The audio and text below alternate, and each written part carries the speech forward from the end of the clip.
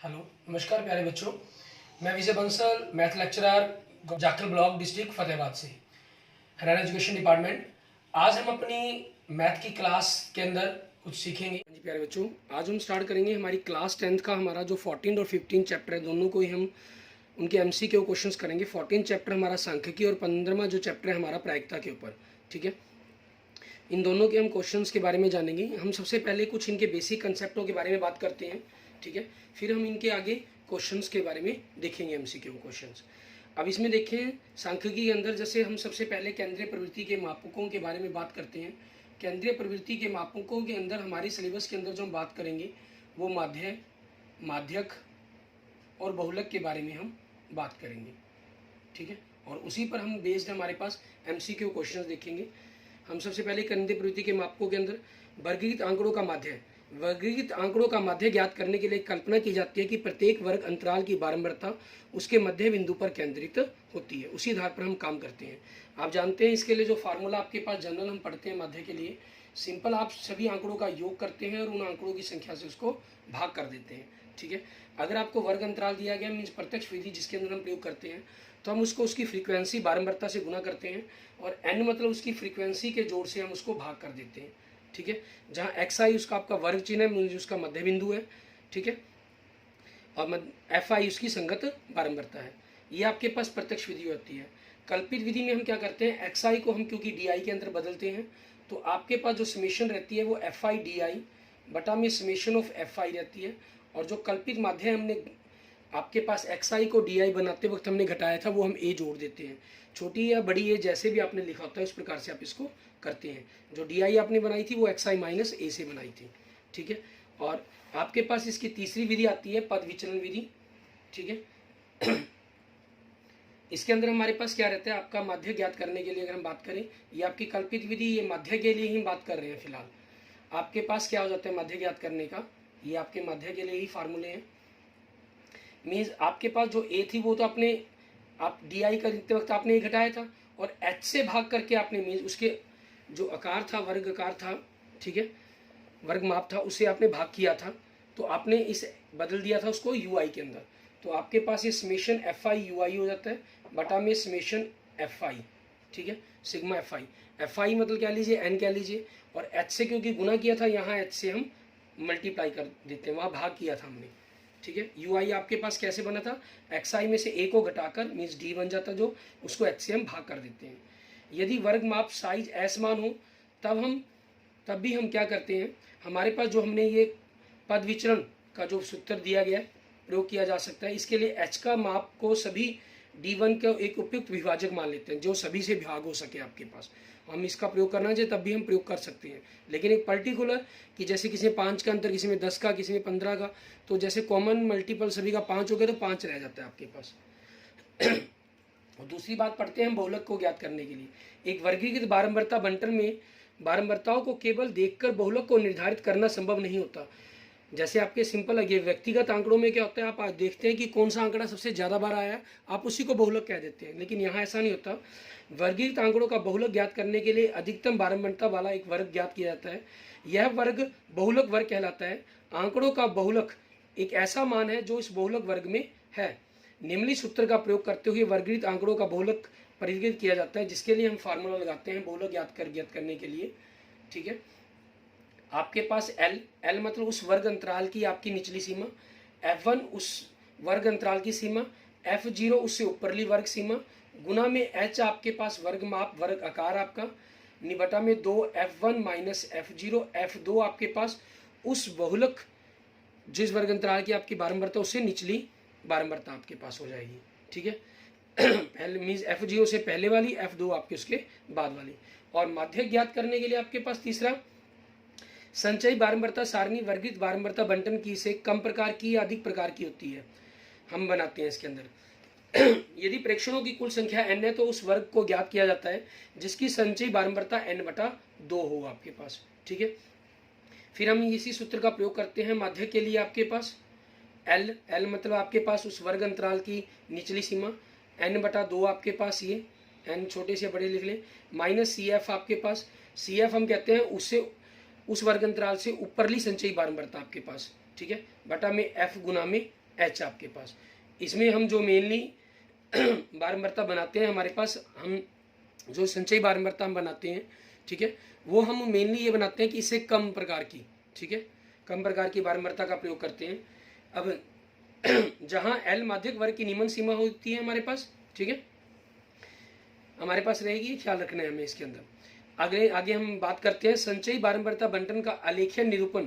Means इनके हम graph का एक ग्राफ बना सकते हैं जिसे हम त्वरण कहते हैं माध्यक के लिए जो हमारे पास से कम प्रकार या से अधिक दोनों प्रकार के बनते हैं, ठीक है, और से कम प्रकार के या से अधिक प्रकार से जब आपस में वो टकराते हैं, जिस बिंदु पर टकराते हैं, उससे आपके पास इन तीनों में से क्या ज्ञात होता है, माध्यक ज्ञात होता है हमारे पास। वर्गीकृत आंकड़ों के संचयी बारंबारता बंटन से कम प्रकार के आलेख से माध्यक ज्ञात किया करना। संचयी बारंबारता बंटनों से कम प्रकार और से अधिक प्रकार के आलेखों से इन आलेखों के प्रतिच्छेद बिंदु के भुज के रूप में माध्यक हमें ज्ञात करना होता है, ठीक है। और इसके बाद हम बात करते हैं प्रायिकता के बारे में कि प्रायिकता का कंसेप्ट क्या रहता है आपके पास। प्रायिकता की अगर हम बात करें, उसके बेसिक कंसेप्टों के बारे में देखें।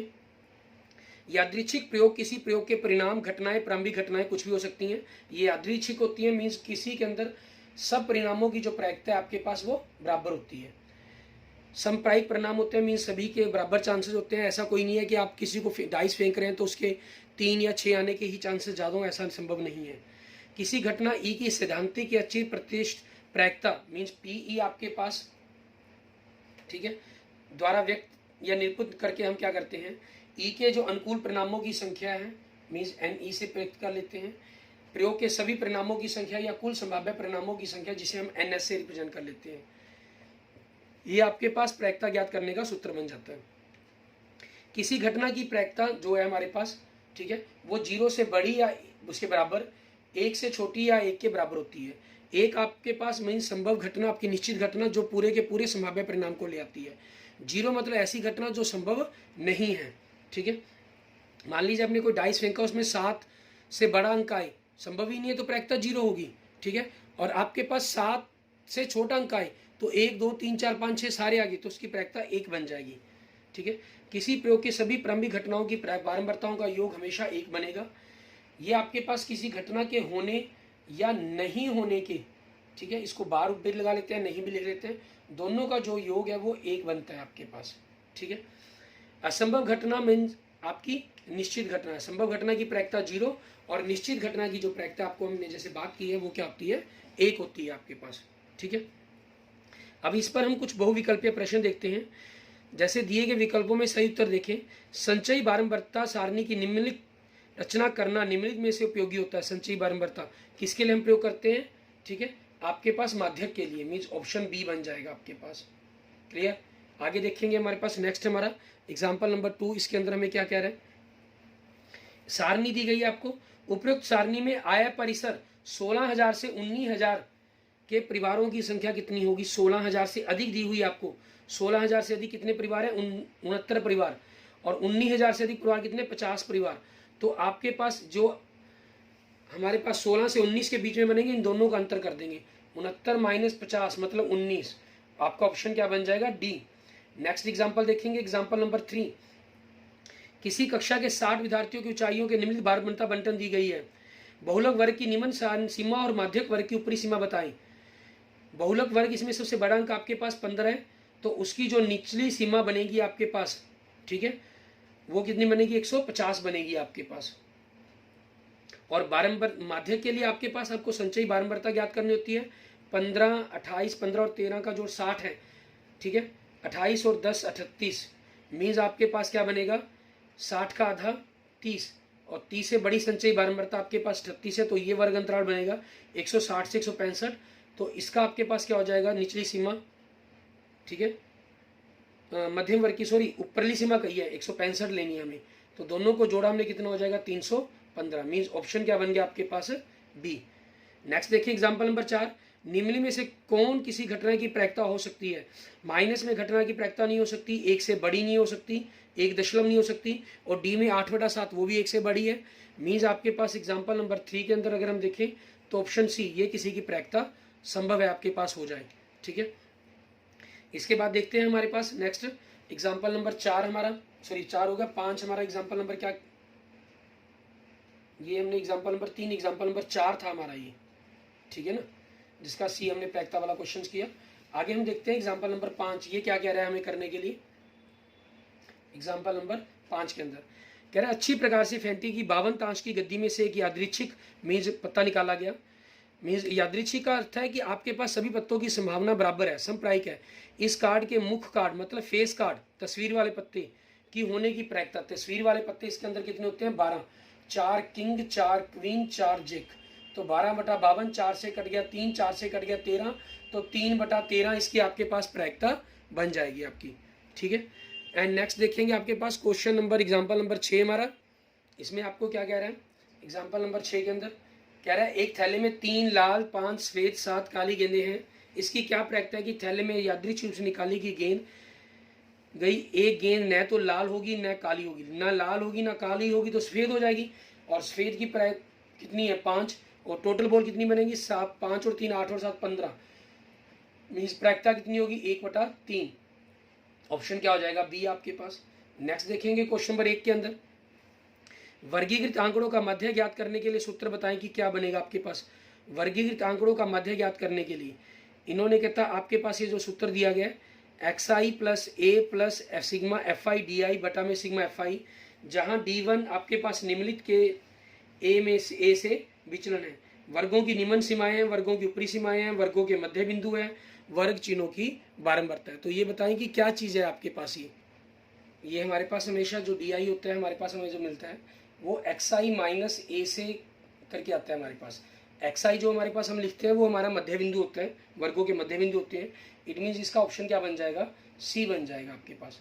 नेक्स्ट देखें क्वेश्चन नंबर 2, वर्गीकृत आंकड़ों का मध्य अभिलिखित करते समय हम यह कल्पना करते हैं कि बारंबारताएं इनमें से क्या होंगी। सभी वर्गों में समान रूप से होती हैं, वर्गों के वर्ग चिन्हों पर केंद्रित होती हैं। हम मानते हैं वर्गों के वर्ग चिन्ह पर मतलब उसके मध्य बिंदु पर केंद्रित होती हैं, ठीक है।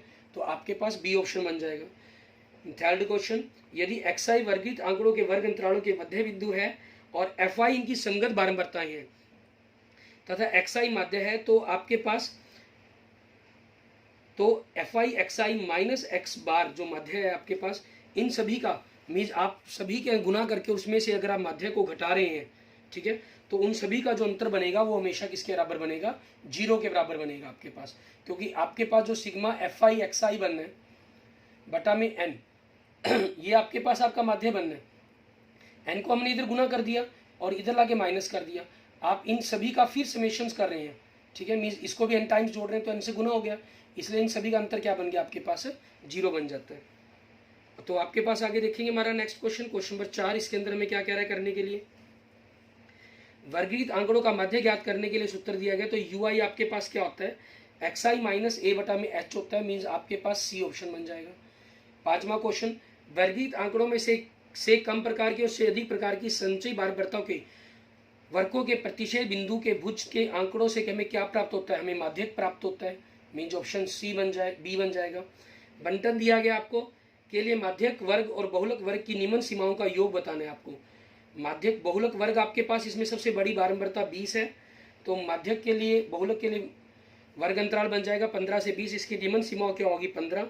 माध्यक वर्ग आपके पास इन सभी का अंतर करें तो 10 और 15 का 10, 15 25 संचयी बारंबारता बनेंगे, 25 और 12 37, 37 और 20 आपके पास 57 और 9 62, इनका आधा 31, मीन्स ये बनेगा आपके पास तीसरा इसकी वर्ग अंतराल आपके पास बन जाएगा 10 से 15, तो 10 आप जोड़ देंगे तो 25 बन जाएगा, और 25 आपके पास ऑप्शन में क्या है बी में, ठीक है, क्योंकि आपको निम्न सीमाएं ही दोनों की जोड़ने के लिए कहा था इन्होंने, तो आपका बी आंसर बन जाएगा इसका, ठीक है। 7वां क्वेश्चन देखेंगे, इसके माध्यक वर्ग की ऊपरी सीमा बतानी है। माध्यक वर्ग आपके पास देखेंगे 13 और 10 23 संचयी बारंबारता बनाएंगे हमारे पास 23 और 15 38 और 8 आपके पास 46 और 11 57 58, इसका आधा 29 मान लीजिए आपके पास ये बनेगा। तीसरा वर्ग अंतराल ये संचयी बारंबारता जिससे बड़ा ही संचयी बारंबारता 38 है, तो 12 से 17 बनेगा आपके पास। इन्होंने पूछे मध्यक वर्ग की ऊपरी सीमा, ठीक है, आपके पास मध्यक वर्ग की ऊपरली सीमा यहाँ पर आपके पास देखिए, आपको देखने में ये 17 लग रही है, लेकिन आप देखिए सबसे पहला जो काम करना होता है हमें, जो संचयी वर्ग अंतराल है वो आपके पास हमेशा सतत होने चाहिए, आपके पास वितरित पोजीशन में मीन्स कंटिन्यू फॉर्म में होने चाहिए। 0 से 5, 6 से 11 ये दिया गया है, तो आपको क्या करना है, 5 से 6 मीन्स एक का अंतर आपको खत्म किया गया है, तो आपको निचली सीमाओं में से एक का आधा मीन्स 0.5 घटाना, ऊपरली में जोड़ना है। तो यहीं पर जोड़ दें सीधा सीधा 17 पॉइंट, 17 ऊपरली सीमा है तो 17.5 बन जाएगा। निचली सीमा पूछी होती 12 तो उसका आपका आधा घटाकर 11.5 बन जाती, मीन्स ऑप्शन क्या बन जाएगा आपका बी। बड़ा इंपॉर्टेंट क्वेश्चन है, ये ध्यान रखना होगा आपको इसके अंदर, ठीक है। एंड नेक्स्ट देखेंगे आपके पास क्वेश्चन नंबर 8। इसके अंदर हमें क्या कह रहा है करने के लिए। क्वेश्चन नंबर 8 के अंदर आप देखें, कहना बंटन है आपके पास, प्राप्तांक दिए गए विद्यार्थियों की संख्या, इसके लिए बहुलक वर्ग बताना है, आपके पास क्या बनेगा। तो हमें सबसे पहले क्या करना होगा, इसकी संचयी बारंबारता आपको दी गई है, हम इसकी बारंबारता बनाएंगे। पहले में 3, दूसरे में आपके पास 12 - 3 9, 27 - 12 15, 57 - 27 30, 75 - 57 आपके पास 18 और 5, ये बन गया आपके पास चौथा वर्ग अंतराल, ठीक है। 10 से 20, 10 से कम है आपके पास, ठीक है, तो 0 से 10, फिर 10 से 20, फिर 20 से 30, फिर 30 से 40, आपके पास चौथा जो बनेगा वो 30 से 40 बन जाएगा आपके पास, मीन्स ऑप्शन सी बन जाएगा।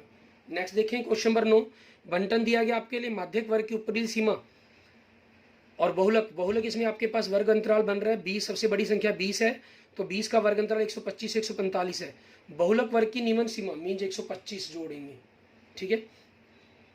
अंतर का है, सॉरी दोनों का अंतर का है, तो अंतर देखना होगा आपको। अब यहाँ पर हमें देखना है माध्यक वर्ग की ऊपरी सीमा, आपके पास इसकी संचयी बारंबारता बनाएंगे। 4, 4 और 5 9, 9 और 13 22, 22 और 20 42, 42 और 14 56, 56 और 7 63, 63 और 6 4 67 आपके पास, ठीक है। ये दिया गया आपको 4 5 9, 9 और 13 22, 42 और 14 56, 56 और 7 63 67, 67 का आधा आपके पास 68, 68 का आधा 34, मीन्स आपके पास ये बनेगा चौथा वर्ग अंतराल। चौथा वर्ग अंतराल आपके पास क्या हो गया, वही 125 से 145 हो गया। इसकी ऊपरली सीमा कितनी है, यहाँ ऊपरली सीमा का ये 145, तो इन दोनों का जो अंतर बनेगा -20 बना, मतलब हम बड़ी में से छोटी संख्या घटानी है हमें, तो ये माइनस ये प्लस हो जाएगी, तो 20, मीन्स ऑप्शन आपके पास सी बन गया आपका। नेक्स्ट देखेंगे क्वेश्चन नंबर 10, 150 धावकों द्वारा 110 मीटर की दूरी बाधा में दौड़ में लिए गए समय नीचे दिए गए हैं। 14.6 सेकेंड से कम में दौड़ समाप्त करने वाले धावकों की संख्या बतानी है। 14.2 से कम, ठीक है, जिन्होंने हम कहें एक प्रकार से 14.6 सॉरी, तो 14.6 तक वालों को जोड़ लेंगे। 2 और 4 6, 6 और 5 11, 11 और 71 82 स्टूडेंट्स बनेंगे, धावक बनेंगे, मीन्स ऑप्शन सी आ जाएगा आपके पास आपके क्वेश्चन का आंसर, ठीक है। आगे देखते हैं क्वेश्चन नंबर 11। इसके अंदर भी आपको देखें बंटन दिया गया आपको, ठीक है। उस बंटन के आधार पर हम देखेंगे कि वर्ग अंतराल 30 से 40 की बारंबारता बतानी है। 30 से 40 की, 0 से अधिक, 0 से 10, अगला 10 से 20, फिर अगला 20 से 30, अगला 30 से 40, तो इनमें हमें क्या करना होगा, इनका आपस में अंतर कर देना होगा हमें, ठीक है। 51 में से हम 48 को माइनस कर देंगे तो वो आपके पास क्या आएगा, 3 आ जाएगा, ठीक है। इट मीन्स आपके पास ऑप्शन क्या बन गया, आपका ए बन गया, ठीक है। आगे देखेंगे हम 12वां क्वेश्चन, इसमें हमें क्या कह रहा है करने के लिए, यदि कोई घटना घटित नहीं हो सकती तो उसकी प्रायिकता क्या होगी, 0, मतलब D option. Next question number 13, निम्न में से कौन किसी घटना की प्रायिकता नहीं हो सकती। किसी घटना की प्रायिकता कभी भी 1 से बड़ी नहीं हो सकती। 1/3 संभव है, 0.1 3%, ये भी 3/100 होगी, 17/16 नहीं हो सकती, मीन्स ऑप्शन डी बन जाएगा। नेक्स्ट देखेंगे क्वेश्चन नंबर 14 के अंदर हमें क्या कह रहा है करने के लिए, किसी घटना का घटित होना बहुत कम संभावित है कि उसकी प्रायिकता निम्नलिखित के निम्नलिखित होगी। बहुत कम संभव है कहता, ठीक है, तो उसकी प्रायिकता को हम क्या कहेंगे, आपकी जो इसमें सबसे छोटी बन रही है 0.0001, मतलब ए ऑप्शन हो जाएगा, ठीक है। अगर इससे भी छोटा कोई अक्षर होता तो हम उसको लिख देते। किसी घटना की प्रायिकता पी है तो उसकी पूरक घटना की प्रायिकता क्या होगी, उसको हम क्या करेंगे, 1 में से माइनस कर देंगे, 1 - पी, आपके पास ऑप्शन सी बन जाएगा। नेक्स्ट क्वेश्चन नंबर 16, इसमें हमें क्या कह रहे हैं, किसी विशेष घटना के घटित होने की प्रायिकता प्रतिशत के रूप में व्यक्त करने पर निम्नलिखित कभी नहीं हो सकती, ठीक है। कहना प्रतिशत में अगर हम व्यक्त करते हैं तो उसको वो क्या नहीं हो सकती, 0 से कम नहीं हो सकती आपकी वो कभी भी, ठीक है, या 100% से कम नहीं हो सकती।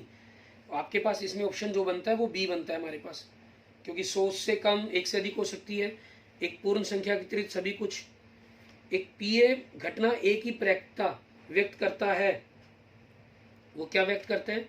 0 से बड़ी या 1 के बराबर, 1 से छोटी, मतलब 0 से बराबर या 1 के बराबर, मीन्स ऑप्शन सी बन जाएगा आपके पास आपका। नेक्स्ट देखेंगे क्वेश्चन नंबर 18। इसके अंदर हमें क्या कह रहे हैं? 52 ताश की गद्दी में से एक ताश का निकाला जाता है, इसके लाल रंग का मुख्य कार्ड होने की, लाल रंग के फेस कार्ड, 2 बादशाह, 2 बेगम, 2 गुलाम, मीन 6 पत्ते हो गए, 6/52 तो 3/26 बन जाएगा। और ये प्रायिकता कौन सी दे रहा है आपको? 3/26, मतलब ए ऑप्शन आपके पास। 19वां क्वेश्चन देखेंगे। इसकी क्या प्रायिकता है कि यादृच्छिक रूप से चुने गए एक वर्ष में जो अधिवर्ष न हो 53 रविवार होंगे। क्या अधिवर्ष न हो मीन्स उसके अंदर नॉर्मल 365 दिन होते हैं, तो 52 तो सप्ताह पूरे होते ही होते हैं, तो 364 दिन बन गए। और एक दिन फालतू हो गया, वो आपके पास एक दिन, वो रविवार एक ही बार आ सकता है यहाँ पर। अब आपके पास टोटल 7 दिनों में से कुछ भी, तो 1/7 प्रायिकता बन जाएगी आपके पास। ठीक है, मीन्स ऑप्शन ए बन जाएगा। ठीक है, और इसी क्वेश्चन के बारे में हम थोड़ी सी अगर हम आगे और चर्चा करते हैं, मैं आपको थोड़ा सा क्लियर करता हूँ। अगर आपके पास ये लीप वर्ष होता तो क्या होता? ठीक है, कई बार आपके पास क्वेश्चन आ जाता है, तो उस क्वेश्चन पर भी हम साथ साथ में अभी डिस्कस करते चले जाते हैं कि किस प्रकार से आपको करना होगा। तो 366 दिन होते हैं आपके पास, और 7 के हिसाब से 52 वीक पूरे हो जाते हैं, 2 दिन एक्स्ट्रा। अब ये 2 दिन क्या होंगे आपके पास? मंडे ट्यूसडे हो सकते हैं, या ट्यूसडे वेडनेसडे, या वेडनेसडे थर्सडे, या थर्सडे फ्राइडे, या फ्राइडे सैटरडे, या सैटरडे संडे, या संडे मंडे। फिर मंडे ट्यूसडे तो वापस आ गया। तो कितने ग्रुप बन गए? 1 2 3 4 5 6 7, 7 ग्रुप बन गए। संडे 2 ग्रुपों में आ रहा है, तो 2/7 मीन्स 53 रविवार होने की, या 53 कोई भी दिन होने की, कोई भी दिन होने की जो प्रायिकता है वो 2/7 बनेगी। अगर साधारण वर्षों में हम बात करें 365 दिनों में कोई भी दिन 53 होने की, उसकी प्रायिकता 1/7 बनेगी। ठीक है, नेक्स्ट देखेंगे क्वेश्चन नंबर 20। इसके अंदर हमें क्या कह रहे हैं? कहना जब एक पासे को फेंका था 3 से छोटी संख्या, छोटी एक विषम संख्या आने की, विषम संख्या छोटी 3 से तो 1 और 2 ही अंक होते हैं, और एक ही, उसकी गिनती 1 होगी तो 1/6 प्रायिकता बन जाएगी, means A option. Question number 21। 52 ताश की गद्दी में से कार्ड निकाला जाता है, कार्ड का ईंट का इक्का नया घटना होना, घटना ई है, तो ई के अनुकूल परिणाम की संख्या बताएं। कार्ड का ईंट का इक्का, ईंट के इक्के मतलब उसके अंदर आपके पास क्या बने? एक ही बना। ठीक है, ईंट का इक्का जो हमारे पास होगा वो सिर्फ एक ही होगा हमारे पास, 2 इक्के तो हमारे पास हो नहीं सकते। ठीक है, तो उस सिचुएशंस के अंदर हमारे पास क्या बन जाएगा हमारा? ठीक है, वो एक ही पत्ता होने के कारण टोटल 52 पत्ते होते हैं, 52 में से एक गया 51, तो आपके पास अनुकूल परिणामों की संख्या क्या होगी? 51, मीन्स ऑप्शन डी बन जाएगा। नेक्स्ट देखेंगे क्वेश्चन नंबर 22। 400 अंडों के एक संग्रह में से एक खराब अंडा प्राप्त करने की प्रायिकता 0.035 है। इस संग्रह में खराब अंडों की संख्या कितनी होगी? अब हमें बताना है 400 अंडे थे, 35 बटा में अगर मैं दशमलव हटा देता हूं तो 1000 बन गया मेरे पास ये। ठीक है, मुझे क्या करना है? आपके पास यहाँ से मुझे 10 खत्म करना है, सबसे पहला काम है जो मेरा। मैं 5 में से अगर इसको कर दूं तो 200 बन गया, 5 से 7 आ गया, 7/2, तो मैंने 2 से गुना किया, 14/400, 400 में से 14 अंडे हो गए आपके पास ही। ठीक है, ये आपके पास बन जाएगा। या दूसरा तरीका आपके पास बनता था कि आप 400 को 0.035 मीन्स 35/1000 से गुना कर दें, तो 2 जीरो कट गया आपके पास, 5 से कट के 7, 5 से कट के 2, 2 से कट के 2, 7 दूनी 14, ये बन जाएगा आपके पास, मीन्स ऑप्शन डी आपके पास। नेक्स्ट देखेंगे क्वेश्चन नंबर 23। इसके अंदर हमें क्या कह रहा है? कोई लड़की यह परिचित करती है कि उसके द्वारा एक लॉटरी में प्रथम पुरस्कार जीतने की प्रायिकता 0.08 है। यदि 6000 टिकटें बेची जाएं तो उस लड़की ने कितने टिकट खरीदे हैं? ठीक है, वही ऊपर वाला सेम क्वेश्चन, 8/100 गुना में 6000, 2 जीरो कट गई तो 8 6 48, 480 टिकटें उस लड़की ने खरीदी हैं, मीन्स ऑप्शन सी। नेक्स्ट 24वां क्वेश्चन। एक थैले में कुछ टिकटें हैं जिन पर 1 से 40 संख्याएं अंकित हैं, इनमें से यादृच्छिक रूप से एक टिकट निकाला गया, इसकी प्रायिकता क्या है कि निकाले गए टिकट की संख्या 5 का गुणज है। 5 के गुणज 5 8 10 5 8 5 सॉरी 8 के क्या 5 10 15 20 25, ठीक है, 30 35 40, 8 टोटल, 5 और 3 8 संख्याएं बनती हैं। ठीक है, 8/40 हमारे पास, मीन्स 1/5 प्रायिकता बन गई, मीन्स ऑप्शन ए बन गया आपके पास। नेक्स्ट देखेंगे क्वेश्चन नंबर 25 हमारा। इसमें क्या कह रहे हैं? किसी व्यक्ति ने 1 से 100 तक की संख्याओं में से एक संख्या चुनने को कहा जाता है। इस संख्या के अभाज्य संख्या होने की प्रायिकता क्या है? 1 से लेकर 100 तक जो हम अभाज्य संख्याओं की बात करें, जो किसी के पहाड़े पर नहीं आती, जैसे 2, 3, 5, 7, 11, 13, 17, 19, ठीक है, 21 आता है आपके पास, क्योंकि 2 के बाद तो विषम संख्याएं तो खत्म ही होती हैं आपके पास, ठीक है। 23, 27 भी नहीं आएगा, 29, 31, 33 भी नहीं, 35 भी नहीं, 37, ठीक है। इस प्रकार से टोटल संख्या है अभाज्य वो 25 है, तो 25/100 मतलब प्रायिकता 1/4 बनेगी आपके पास, मीन्स ऑप्शन सी बन जाएगा। नेक्स्ट देखेंगे क्वेश्चन नंबर 26, इसमें क्या कह रहा है हमें, कहना किसी स्कूल में 5 सदन ABCDE हैं, किसी कक्षा में 23 विद्यार्थी हैं, इनमें 4 सदन ए में, 8 सदन बी से, 5 सदन सी से, 2 सदन डी से तथा 6 सदन ई से हैं। 23 स्टूडेंटों की बात की गई है, तो 4 और 8 12, 12 और 5 19, ठीक है, 12 और 5 17, 17 और 2 19, 19 और 4 23 सदन ई में हो गया आपके पास। इनमें से एक विद्यार्थी को कक्षा का मॉनिटर बनाने के लिए चुना जाता है। चुने गए विद्यार्थी के सदनों ए बी से सी से न होने की प्रायिकता बतानी है कि क्या होगी। मीन्स वो स्टूडेंट ए बी सी से नहीं है, तो आपके पास यहाँ देख लेंगे वो कितने टोटल 6 स्टूडेंट्स हैं, तो क्वेश्चन नंबर 26 के अंदर आपके पास किसकी प्रायिकता क्या बन जाएगी, 6/23, ठीक है, क्वेश्चन नंबर 26। तो आपके पास इसका आंसर क्या बन जाएगा, 6/23 मतलब ऑप्शन बी आपके पास।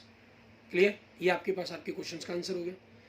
Clear, okay, thank you friends, thank you students. इस प्रकार से आपने सांख्यिकी और प्रायिकता के क्वेश्चनों को कर देख लेना है, और इनके रिगार्डिंग कोई भी आपकी प्रॉब्लम है तो उसके लिए आप मुझे मैसेज कर सकते हैं, कमेंट कर सकते हैं। अगर आपको वीडियो अच्छी लगे तो उसको जरूर लाइक करें, अपने दोस्तों मित्रों के साथ उसको जरूर शेयर करें, ठीक है। और अगर आपने अभी तक मेरा यूट्यूब चैनल विजय जाखल बंसल मैथ को नहीं सब्सक्राइब किया है तो please subscribe my YouTube channel Vijay Jakhal Bansal math. Okay, thank you friends, thank you students.